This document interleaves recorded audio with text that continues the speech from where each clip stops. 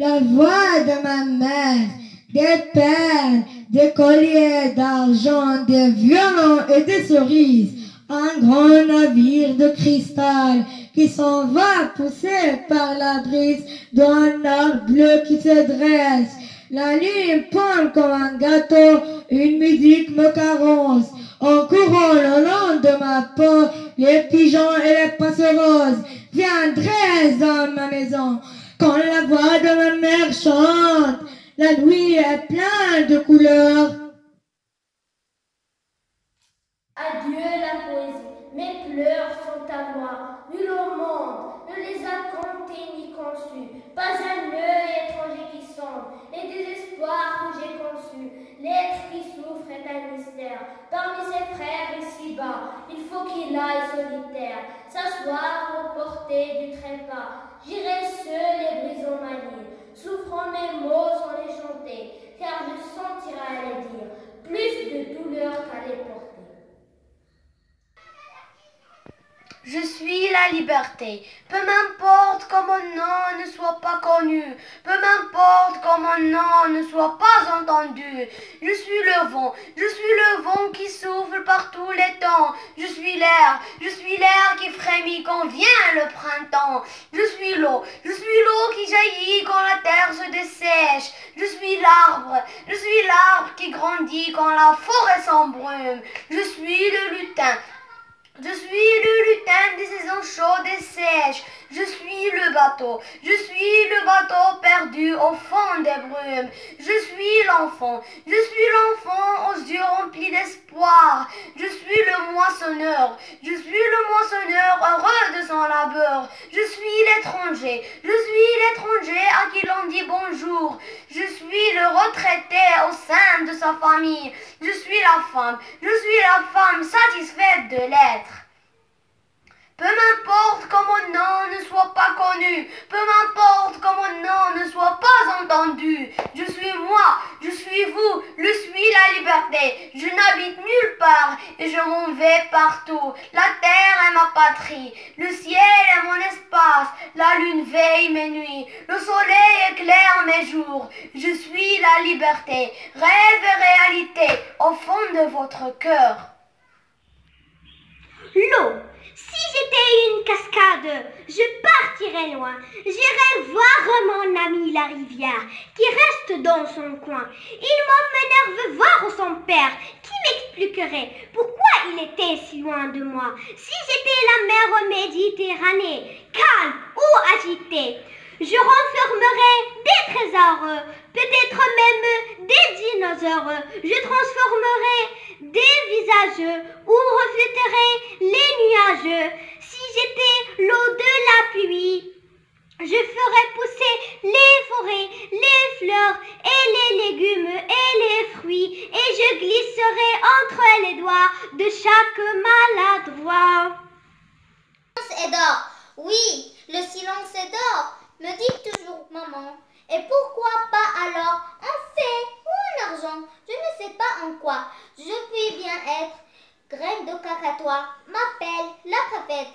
D'accord, je suis bavard, mais est-ce une raison pour que l'on me brocarde en classe, à la maison, et que l'on me répète encore à me casser la tête que le silence est d'or? Est-ce ma faute à moi si j'ai là dans la gorge un petit rouge-gorge qui gazouille de joie? Maurice Carême. Les sanglants des violons de l'automne blessent mon cœur d'une longueur monotone, tout suffocant et blême quand sonne l'heure. Je me souviens des jours anciens et je pleure, et je m'en vais au vent mauvais qui m'emporte de ça, de là, pareil à la feuille morte. Paul Verlaine.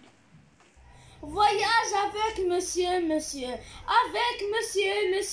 je m'en vais en voyage, bien qu'ils n'existent pas, je porte leurs bagages, je suis seule et ils sont deux. Lorsque le train démarre, je vois sur leur visage la satisfaction de rester immobile. Quand tout fait autour d'eux, comme ils sont face à face, chacun a ses raisons. L'un dit les choses viennent, et l'autre elles s'en vont.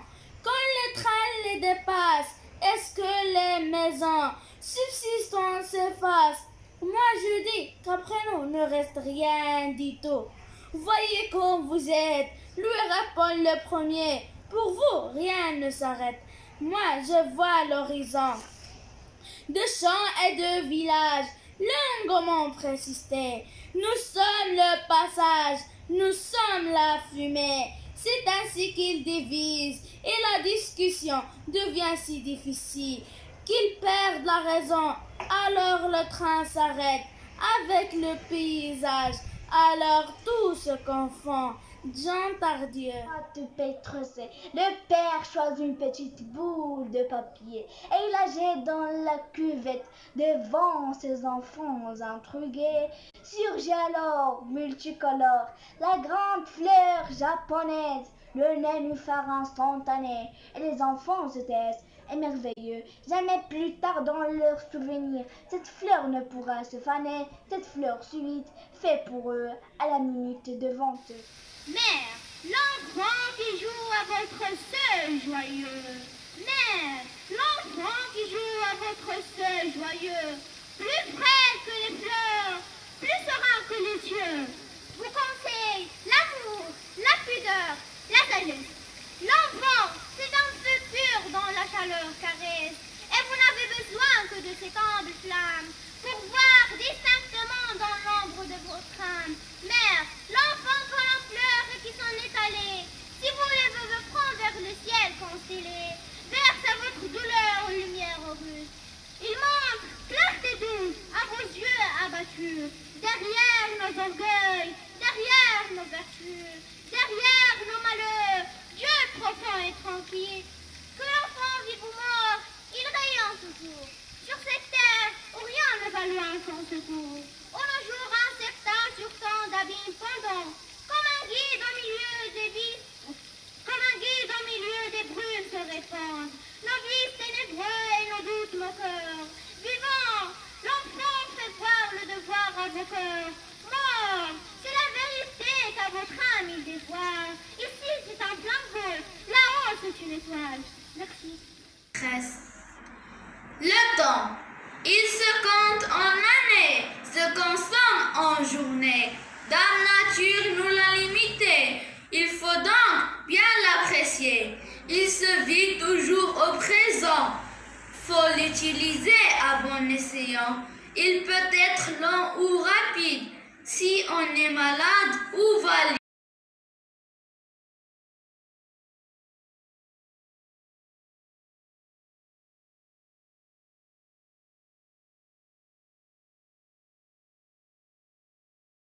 Boulogne, dans le chaudron d'hiver, les brumes de septembre cuisent au feu sur le feu de guerchons, et de miel éclaté, fourré de sucre et d'or.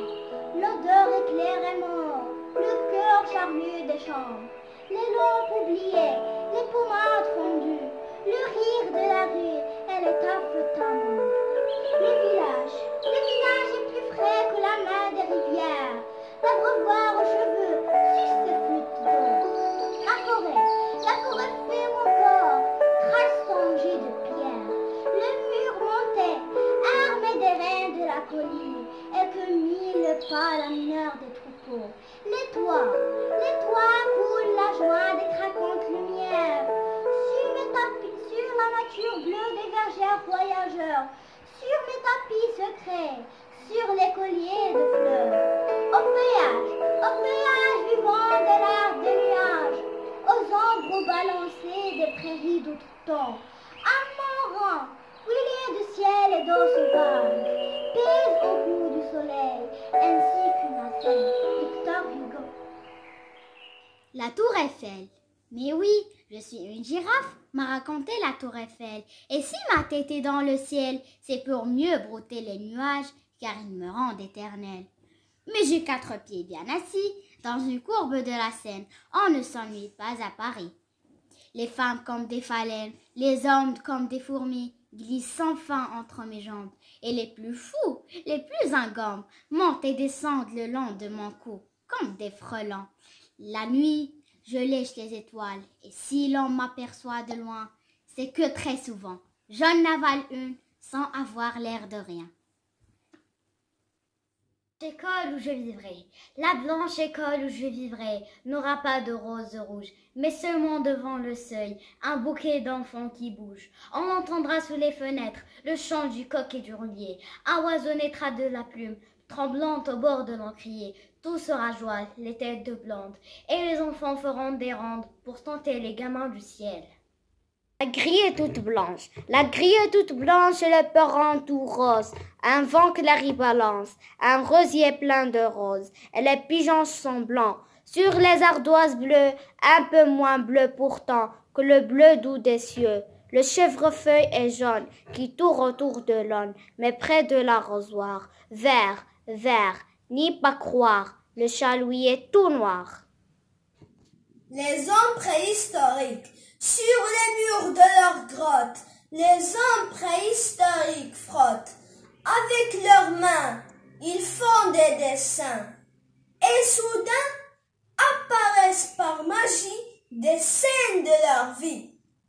Grâce à leurs traces, on les voit à la chasse, avec les taureaux et les troupeaux de chevaux, les bisons et les mammouths si géants, avec leurs grosses dents. Avec leur peinture, ils nous racontent leur aventure. Suivons la piste, bravo les artistes.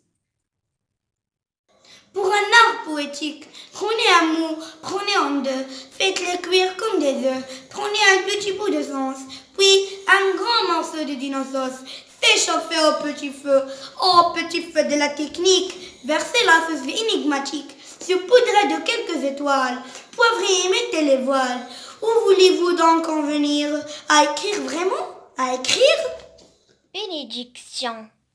Béni soit celui qui planta la blessure dans la pulpe vive de mes entrailles, avec ses grappes de tourmente et son essaim de délire, à tous les vents dispersés, que ma langue gerçait, ma plume démente, mon chant en attente, ma parole égarée, y plonge et remonte, régénère. Elle était allongée au soleil, le regard porté vers le ciel, les yeux fermés.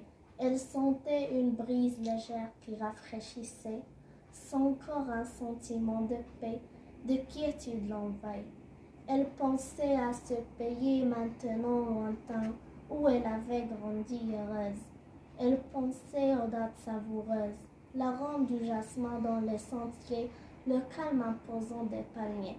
Tous ces sons s'étaient réveillés, saveur, senteur, goût passé, était bien vivant, le bonheur du passé ressenti à cette heure.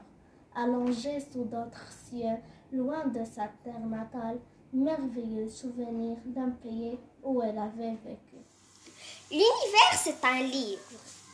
L'univers, c'est un livre et des yeux qui le lisent. Ceux qui sont dans la nuit ont raison quand ils disent. Rien n'existe. Rien n'existe car c'est dans un rêve qu'ils sont. Rien n'existe. Rien n'existe que lui, le flamboiement profond.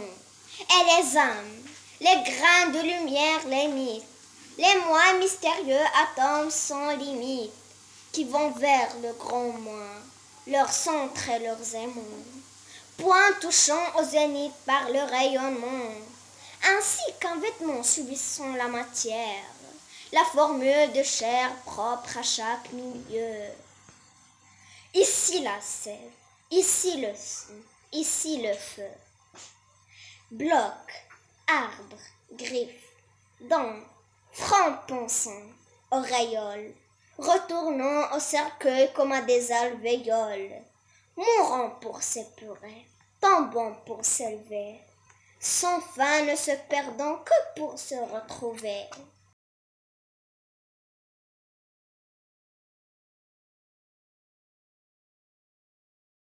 Une voix qui vient de si loin qu'elle ne fait plus tinter les oreilles, une voix comme un tambour voilé, parvient pourtant distinctement jusqu'à nous.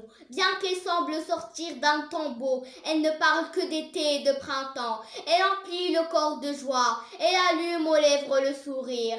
Je l'écoute. Ce n'est qu'une voix humaine qui traverse les fracas de la vie et des batailles, l'écroulement du tonnerre et le murmure des bavardages.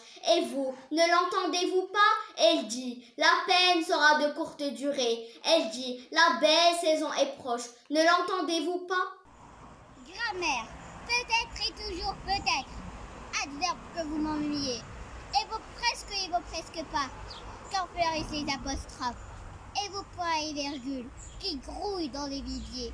On nage les subjonctifs, je vous empaquette vos ficelles. Soyez maudits paragraphes, que les prophéties s'accomplissent. Bâtard honteux des grammairiens et mauvais joueurs de syntaxe. Sucez-vous impératifs et laissez-nous dormir. Une bonne fois c'est la nuit et la canicule.